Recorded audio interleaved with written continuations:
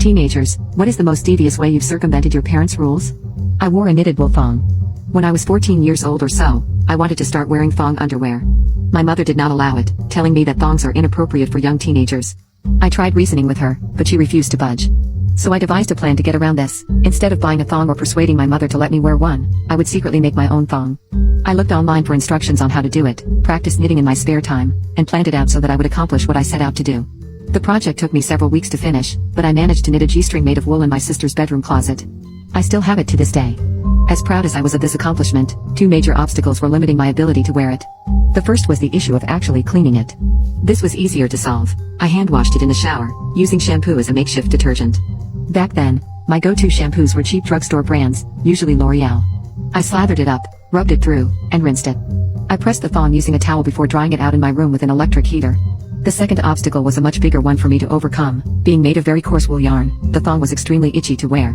To give you a sense of what it felt like, imagine taking a regular thong and lining the part of it that's touching your sensitive bits with human hair swept up from a barbershop floor. Unlike washing, there was no simple means of addressing this issue. My solution was to simply get used to it. Every day after school, I'd go up to my room and swap out my regular underwear for the thong. I would then spend the rest of the evening wearing it as I tried to put the itching sensation in the back of my head by whatever means possible, watching TV, playing video games, doing homework, etc. On weekends, I'd attempt to spend the whole day with it on, although I had to avoid walking awkwardly in front of my parents so that they wouldn't suspect anything, which meant that I switched out frequently. A couple of things I tried doing that made the experience more tolerable included tightening the thong as much as possible so that it chafed less as I moved around, as well as sprinkling baby powder in it to reduce the degree to which I sweat. My first time wearing it out in public was for my 15th birthday. I used the occasion as a pretext for dressing up.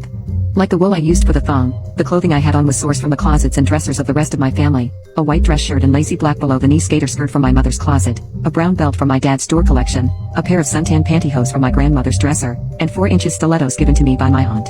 Before putting any of these things on, I made sure that my thong was pulled up nice and tight because, this time, it would be on for the day.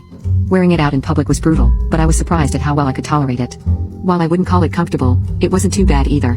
I could still do my schoolwork, I could still talk to my friends, etc. Starting in grade 10, I began to dress up for school more often, generally wearing similar outfits to the one I had on for my birthday, skirts and dresses, hair done, heels, hose, etc. I always wore the thong with these outfits, literally every single time. I wore it for over 4 years, at least 3 to 4 days per month on average. This continued right up until I was 19 when I decided to do the thing that I should have done in the first place, go to the store and buy some ordinary cotton thongs for myself. By this point, my mother had a change of heart and said that I was old enough to decide what to wear for myself. Now, as a 30-year-old adult woman who prefers shapewear to thongs, I began looking back on the wool G-string era of my teen years with incredulity. I just recently dug it out of my closet and tried it on for curiosity's sake, and quickly took it off. I don't think I could stand more than a few minutes with it on today because of how scratchy it is. Yet, I wore it for 8 to 10 hours at a time, several days a month, all throughout high school.